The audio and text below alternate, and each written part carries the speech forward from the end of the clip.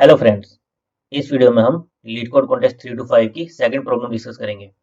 ये problem medium category की है और इसका नाम क्या है, टेक के of each characters from left and right. इस प्रॉब्लम में हमें क्या दिया है, एक स्ट्रिंग दिया है जिसके कैरेक्टर्स हो सकते हैं ए, बी या सी, और आपको एक नॉन नेगेटिव इंटीजर के दिया होगा और आपको बोलेंगे कि आप एक बारी में लेफ्ट से रिमूव करो कैरेक्टर या राइट से रिमूव करो, और आपको इस तरह से रिमूव करने हैं कि आपके एटलीस्ट के ए, के बी और के सी रिमूव हो जाए। बेसिकली आप केवल स्टार्टिंग से या एंड से ही रिमूव कर सकते हो, और आपको इस तरह से रिमूव करना है कि आपके एटलीस्ट के ए, के बी और के सी रिमूव हो जाए, लेकिन आपके मिनिमम स्टेप्स में रिमूव होने चाहिए। जैसे एक एग्जांपल अगर लूँ, मैं केवल लेफ्ट से रिमूव करता जाऊँ, मैं ए को रिमूव करूँ तो ए मेरा कितना आ गया, 1 स्टेप हो गया 1। फिर ए को रिमूव करूँ, स्टेप 2, ए हो गई 2। फिर बी को रिमूव करूँ, बी मेरे कितने आ जाएंगे, 1 स्टेप हो जाएंगे 3। फिर मैं ए को रिमूव करूँ, ए हो जाएंगे 3 स्टेप हो जाएगा 4। फिर ऐसे ए को रिमूव करते जाऊँ, फिर ए को, फिर ए को, फिर सी को रिमूव करूँ, फिर ए को रिमूव करूँ, फिर ए को रिमूव करूँ, फिर बी को रिमूव करूँ। तो जब भी मेरे ये कंडीशन सेटिस्फाई हो जाएगी कि ए भी 2 से बड़ा हो जाएगा, बी भी 2 से बड़ा हो जाएगा, सी भी 2 से बड़ा हो जाएगा, तो मैं वहीं पे स्टॉप करके आंसर रिटर्न कर सकता हूँ। ये दो जो है मेरा, ये के की वैल्यू है। के की वैल्यू कुछ भी हो सकती है। अभी हम 2 का एग्जांपल ले रहे हैं, 3 भी हो सकती है, 4 भी हो सकती है, कुछ भी हो सकती है। तो अगर हम स्ट्रेटेजी को फॉलो करें कि हम केवल लेफ्ट से रिमूव करते जा रहे हैं, तो क्या हमारे मिनिमम स्टेप्स आएंगे? जरूरी नहीं ना। क्या पता राइट से रिमूव करने पर मिनिमम आते, या क्या पता मिक्स, कुछ एलिमेंट्स लेफ्ट से कुछ एलिमेंट्स से राइट से रिमूव करते तो मिनिमम आते। बेसिकली हर पॉइंट में हमारे पास क्या है, दो चॉइसेस है, या तो हम लेफ्ट से रिमूव करें या फिर हम राइट से रिमूव करें। तो अगर मैं इसका ब्रूट फोर्स सॉल्यूशन सोचूं तो क्या होगा, मैं कोई इस तरह का रिकर्सिव फंक्शन लिखने की कोशिश करूं कि इसमें मैं दोनों चॉइसेस कंसीडर करूं कि अभी जो भी मेरी स्टेट है, मैं लेफ्ट से भी रिमूव करूंगा, राइट से भी रिमूव करूंगा, और जो भी मिनिमम आएगा मेरा स्टेप, उसको मैं आंसर में रिटर्न कर दूंगा। तो हर पॉइंट पे मेरे पास कितनी चॉइसेस होंगी, दो चॉइसेस होंगी। फर्स्ट मैं लेफ्ट से रिमूव करूं या राइट से रिमूव करूं। फिर मेरे पास कितने एलिमेंट्स बन जाएंगे, n-1 एलिमेंट्स बच जाएंगे, और फिर से मेरे पास कितनी चॉइस होगी, 2 चॉइस होगी। फिर मैं कहीं से भी रिमूव करूं तो उसके बाद फिर से मेरे पास 2 चॉइसेस होंगी। ऐसे करते करते मेरे पास कितनी होंगी, n साइज है, तो टोटल टाइम कॉम्प्लेक्सिटी मेरी कितनी आएगी इस केस में, 2n। एक्सपोनेंशियल जाएगी मेरी टाइम कॉम्प्लेक्सिटी। नाउ जब मैं रिकर्शन लिखूंगा तो मेरी कुछ स्टेट्स ओवरलैप भी करेंगी, तो मैं क्या लगा सकता हूँ, मेमोराइजेशन या फिर टेबुलेशन अप्रोच, बेसिकली डीपी लगा सकता हूँ। उससे मेरा क्या होगा, मेरी स्टेट्स क्या होगी, लेफ्ट मेरा कहाँ से वेरी करेगा, 1 to n, राइट मेरा कहाँ से वेरी करेगा, 1 to n। तो बेसिकली मेरी टाइम कॉम्प्लेक्सिटी 2n से रिड्यूस होकर कहाँ हो जाएगी, n स्क्वायर। अगर मैं डीपी लगाऊं तो मेरी टाइम कॉम्प्लेक्सिटी क्या हो जाएगी, n स्क्वायर। लेकिन इस टाइप के क्वेश्चंस में एक और अप्रोच होती है आपकी, स्लाइडिंग विंडो अप्रोच, जिससे आप इसको ओ एन में ही सोल्व कर सकते हो। तो अभी हम उस अप्रोच को समझते हैं। स्लाइडिंग विंडो अप्रोच को समझने के लिए हम हमारा वही फर्स्ट गिवन एग्जांपल लेंगे। उसमें हमें क्या दिया था, एक स्ट्रिंग दिया था जिसमें ए बी सी थे, और नीचे हमने उसका इंडेक्स लिख दिया है। बेसिकली हमारे स्ट्रिंग में 12 कैरेक्टर्स हैं, और नीचे हमने उसका 0 to 11 इंडेक्स लिख दिया है। नाउ जो भी मेरा आंसर होगा उसमें क्या होगा, मेरे स्टार्टिंग से कुछ एलिमेंट्स रिमूव होंगे, मान लो यहाँ तक रिमूव है, और कुछ एलिमेंट्स राइट से रिमूव होंगे, मान लो यहाँ तक रिमूव है। बचेगा क्या, ये कंटिन्यूअस स्ट्रिंग बचेगा जो कि रिमूव नहीं होगा। मैं कोई भी आंसर लूँ, चाहे मैं यहाँ तक लूँ स्टार्टिंग के एलिमेंट और राइट से यहाँ तक लूँ, तो भी मेरे ये जो एलिमेंट्स बचेंगे ये क्या होंगे, कंटिन्यूअस एलिमेंट्स होंगे। तो मैं इस प्रॉब्लम को इस तरह से ना देख के कि मुझे लेफ्ट से कुछ एलिमेंट्स रिमूव करने हैं, राइट से कुछ एलिमेंट्स रिमूव करने हैं, इस तरह से देखूँ कि मुझे इस विंडो को मैक्सिमाइज करना है, मुझे मेरे कंटिन्यूअस जो स्ट्रिंग है इसको मैक्सिमाइज करना है। किस तरह से, इस तरह से कि जो मेरे रिमेनिंग स्ट्रिंग बचेगा, जैसे राइट से ये बचा और लेफ्ट से ये बचा, इसमें मेरे मिनिमम ए बी और सी इतने बचें कि वो के से ज़्यादा हो, कि ए भी के से ज़्यादा हो, बी भी के से ज़्यादा हो, सी भी के से ज़्यादा हो। तो मैं इस तरह से इस विंडो को मैक्सिमाइज करूँ कि मेरी रिक्वायरमेंट सेटिस्फाई हो जाए। तो हम स्लाइडिंग विंडो अप्रोच में इसी चीज़ को ऑप्टिमाइज करने की कोशिश करेंगे, हमारे विंडो साइज को मैक्सिमाइज करने की कोशिश करेंगे। तो इसके लिए हम क्या करते हैं, हमारा स्टार्टिंग में विंडो साइज सबसे छोटा 1 लेके चलते हैं कि भाई हम ये वाला पार्ट जो है, ये वाला पार्ट डिलीट नहीं करेंगे, बाकी बचा हुआ पार्ट हम राइट से डिलीट कर देंगे। तो हम कितने एलिमेंट्स डिलीट करेंगे, ये बचे हुए एलिमेंट्स मेरे कितने हैं, 11 एलिमेंट्स है, तो मैं 11 एलिमेंट्स को रिमूव कर दूंगा। फिर मैं क्या करूँगा, विंडो को एक्सपेंड करने की कोशिश करूँगा। अब मेरी विंडो इतनी थी, अब मैं विंडो को एक्सपेंड करने की कोशिश करूँगा, एक और एलिमेंट को इंक्लूड करने की कोशिश करूँगा कि भाई मैं अब इन 2 एलिमेंट्स को रिमूव नहीं करूँगा, बचे हुए एलिमेंट्स को ही केवल रिमूव करूँगा। तो अगर इससे भी मेरी कंडीशन सेटिस्फाई हो रही है, तो मैं आंसर से मेरे बचे हुए एलिमेंट्स को कंपेयर करूँगा कि अगर मेरे बचे हुए एलिमेंट्स कम है अभी भी आंसर से तो मैं आंसर को अपडेट कर दूंगा। लेकिन कोई ऐसा पॉइंट आए कि मेरी विंडो एक्सपेंड करने से, जैसे अगर मैं विंडो को इतना एक्सपेंड करूं तो मेरा ए का काउंट घट जाएगा, बी का काउंट घट जाएगा बचे हुए एलिमेंट्स में से, कि भाई ये रिमूव नहीं हो रहे, तो बी मेरे कितने थे, 2 ही थे। तो अगर मैं इन तीनों को रिमूव करने की कोशिश करूं, बेसिकली ये कहूं कि मैं अपनी विंडो का साइज ये रखूंगा, इतना बड़ा रखूंगा, तो इसमें 2 ए हैं और 1 बी है, और केवल बचे हुए एलिमेंट से मैं सेटिस्फाई करने की कोशिश करूंगा मेरे के को, तो वो क्या है, पॉसिबल नहीं है। तो उस केस में हमें क्या करना पड़ता है, विंडो को श्रिंक करना पड़ता है। विंडो को एक्सपेंड करने का मतलब है कि मैं राइट बाउंड्री को एक आगे लेके जाता हूँ, श्रिंक करने का मतलब है कि मैं लेफ्ट बाउंड्री को एक आगे लेके जाता हूँ, कि अब मेरी लेफ्ट बाउंड्री यहाँ पर आ जाएगी, मेरी विंडो इतनी रह जाएगी। तो जब मैं लेफ्ट बाउंड्री को श्रिंक करता हूँ तो इसका मतलब क्या हुआ कि अब मैं इस एलिमेंट को भी रिमूव करूंगा, तो मैं इसका काउंट इंक्लूड कर लेता हूँ अपने उसमें। तो इस तरह से आप हर एक पॉइंट पर कंडीशंस चेक करते हो और उसके बेसिस पे अपनी विंडो को एक्सपेंड करते हो या फिर श्रिंक करते हो, और जब जब आपकी रिक्वायरमेंट सेटिस्फाई होती है उस पॉइंट पर आप अपने आंसर से कंपेयर करते जाते हो, और जो भी मिनिमम आएगा लास्ट में आप उसे रिटर्न कर देते हो। अगर हम इसी का ड्राई रन देखें तो कुछ इस तरह से होगा। सबसे पहले हमें क्या करना पड़ेगा, ए, बी और सी, इनका काउंट स्टोर करना पड़ेगा। ए का काउंट मेरा आएगा 8, बी का टोटल काउंट आएगा 2, सी का टोटल काउंट आएगा 2। मुझे एक आंसर वेरिएबल लेना पड़ेगा। मेरा वर्स्ट केस में आंसर क्या होगा, या तो सेटिस्फाई होगा ही नहीं कि मैं टोटल काउंट ही के से कम है, कि के की वैल्यू मान लो 3 होती, तो भाई मेरा टोटल काउंट ही सेटिस्फाई नहीं कर पा रहा, तो इस केस में तो मेरा आंसर क्या आ जाता, -1। लेकिन अगर के 2 हो तो वर्स्ट केस में मेरा आंसर क्या होगा कि मैं सारे के सारे एलिमेंट्स इंक्लूड कर लूँ, कि मैं 12 के 12 एलिमेंट्स डिलीट करूँ लेफ्ट से या राइट से, तो ये मेरा आंसर होगा। और मुझे फर्दर क्या करना पड़ेगा, स्लाइडिंग विंडो अप्रोच से इस आंसर को ऑप्टिमाइज करने की कोशिश करनी पड़ेगी, कि भाई मेरे को मिनिमम चाहिए ऐसे एलिमेंट जिनको मैं रिमूव करूं और मेरी कंडीशन सेटिस्फाई हो जाए। तो सबसे पहले इस अप्रोच में हम क्या करेंगे, ए, बी और सी, इनका काउंट स्टोर कर लेंगे और आंसर को क्या कर देंगे, एन के इक्वल, जो भी हमारे एरे का साइज है। फिर हम क्या करेंगे, कंडीशन चेक करेंगे, total count of A, total count of B, total count of C. अगर किसी का भी काउंट मेरे के से कम है तो आंसर को -1 रिटर्न कर दो, अदरवाइज क्या करो, आंसर को ऑप्टिमाइज करने की कोशिश करो। अभी के लिए हम मान लेते हैं कि हमारे के का काउंट 2 है, तो इस केस में हमें क्या करना है, आंसर को ऑप्टिमाइज करना है। ऑप्टिमाइज करने के लिए हमारा स्टेप क्या है, हम लेफ्ट और राइट बाउंड्री डिफाइन करेंगे। हम लेफ्ट को भी 0 पे रखेंगे, राइट को भी 0 पे रखेंगे, कि अभी केवल मेरा बाउंड्री में यही एक एलिमेंट है जिसको मैं एक्सक्लूड करूंगा, कि भाई जिसको मैं रिमूव नहीं करूंगा, बाकी सारे एलिमेंट्स को 1 बाय 1 रिमूव करूंगा। तो इस केस में मुझे क्या करना पड़ेगा, ए के काउंट को 1 घटाना पड़ेगा। ए का काउंट अब मेरा क्या हो जाएगा, 7 हो जाएगा। मैं चेक करूंगा अब कि मेरी कंडीशन अगर सेटिस्फाई हो रही है, मेरी कंडीशन सेटिस्फाई हो रही है, तो मैं अब आंसर को अपडेट करूंगा। आंसर को अपडेट कैसे करूंगा, पहले मेरा आंसर था 12, अब मुझे कितने एलिमेंट रिमूव करने पड़ेंगे, 11। तो 12 और 11 का मिनिमम कितना हुआ, 11। ये जो रिमेनिंग एलिमेंट्स हैं ये मैं एल और आर बाउंड्री की हेल्प से फाइंड आउट करने की कोशिश करूंगा। कैसे फाइंड आउट करूंगा, टोटल मेरा एरे साइज कितना है, एन है, मेरी विंडो का साइज कितना है, आर प्लस 1 माइनस एल।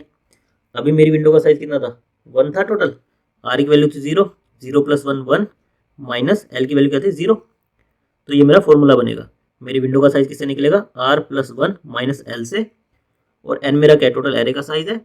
तो मुझे कितने एलिमेंट्स रिमूव करने पड़ेंगे, बेसिकली कितने स्टेप्स चाहिए होंगे, एन माइनस मेरा विंडो का साइज, जिसको मुझे मैक्सिमाइज करने का ट्राई करना है। आर प्लस 1 माइनस एल को मैक्सिमाइज करूंगा तो ये मेरा पूरी एक्सप्रेशन क्या हो जाएगी, मिनिमम वैल्यू देगी, जिसको मैं अपने आंसर में स्टोर करके रिटर्न करूंगा।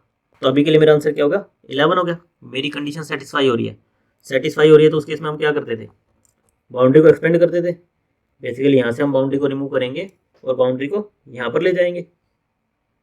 आर की वैल्यू मेरी क्या हो जाएगी, 1, एल मेरा रहेगा 0 पर, आर हो जाएगा 1 पर, तो मेरा ए का काउंट कितना हो जाएगा, 6 हो जाएगा।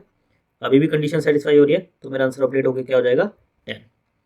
फिर से मैं आर को चेंज करूंगा, आर की वैल्यू क्या हो जाएगी, 2, यानी कि मेरी बाउंड्री चेंज होकर क्या हो जाएगी, अब यहाँ से रिमूव होके अब मेरी बाउंड्री आ जाएगी यहाँ पर, आर की वैल्यू हो गई 2, तो मेरे बी का काउंट कितना हो जाएगा, 1। तो अब मेरी कंडीशन सेटिस्फाई नहीं हो रही, नहीं हो रही का क्या मतलब हुआ, अब मुझे बाउंड्री को श्रिंक करना पड़ेगा, यहाँ से बाउंड्री को एक आगे लेके जाना पड़ेगा। मेरी बाउंड्री यहाँ पे श्रिंक हो जाएगी, श्रिंक होने का मतलब हुआ मेरा एल की वैल्यू क्या हो गई, 1, मेरा एल की वैल्यू है 1, आर की वैल्यू है 2। तो अब मुझे ये एलिमेंट इंक्लूड करना है, तो मुझे ए का काउंट कितना हो गया, अब 7। अभी भी मेरी कंडीशन सेटिस्फाई नहीं हुई, तो फिर से मैं क्या करूँगा, विंडो को श्रिंक करूँगा। मैं एल की बाउंड्री को यहाँ से हटाकर यहाँ पर ले आऊँगा, यानी कि एल की वैल्यू मेरी क्या हो जाएगी 2। तो अभी भी मेरा एक अकाउंट क्या हो जाएगा 8, लेकिन अभी भी कंडीशन सेटिस्फाई नहीं हुई, तो मुझे फिर से श्रिंक करनी पड़ेगी बाउंड्री। एल भी मेरा कहाँ पर आ जाएगा, इसी बाउंड्री पर। बेसिकली मेरी विंडो अभी क्या हो जाएगी, एम्प्टी विंडो हो जाएगी। और एल मेरा कहाँ पर आ जाएगा 3, एल की वैल्यू हो जाएगी 3, आर की वैल्यू है 2। अब क्योंकि मैंने ये बी को इंक्लूड कर लिया, तो मुझे बी का काउंट क्या करना पड़ेगा 2। तो अब 2 किया तो मेरी कंडीशन सेटिस्फाई हो गई, तो मुझे फिर से आंसर और इस फॉर्मूले को कंपेयर करना पड़ेगा। एन कितना मेरा 12 माइनस आर अभी कितना है 2 प्लस 1 3, 3 माइनस 3 0। तो 10 और 12 को कंपेयर करूंगा तो मेरा आंसर कितना रहेगा 10। तो अभी मेरा आंसर रहा 10। फिर मुझे क्या करना था, राइट बाउंड्री को एक्सपेंड करना था। तो मेरी राइट बाउंड्री कहाँ पर आ जाएगी, यहाँ पर। बेसिकली आर की जो मेरी वैल्यू है वो अब कितनी हो जाएगी 3, एल की वैल्यू मेरी क्या है 3, आर की भी अब हो गई 3। तो मुझे एक अकाउंट सबट्रैक्ट करना पड़ेगा। एक अकाउंट कितना हो गया अब 7। कंडीशन सेटिस्फाई हो रही है। फिर से इस फॉर्मूले में आऊँगा, 3 + 4 - 3 1, n - 1 11 से कंपेयर होगा, लेकिन अभी भी आंसर कितना है 10, तो आंसर अपडेट नहीं होगा।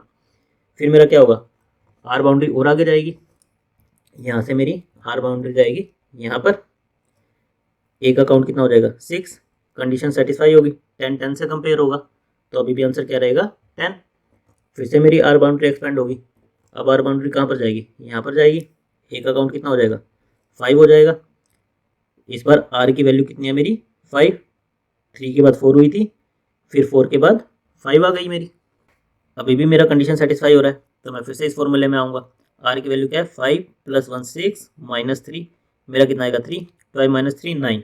तो मेरा आंसर किस पे अपडेट हो जाएगा 9 पर। फिर से मेरा क्या होगा, आर बाउंड्री आगे जाएगी। बेसिकली आर की बाउंड्री यहाँ पर आई और आर की वैल्यू क्या हो गई मेरी 6।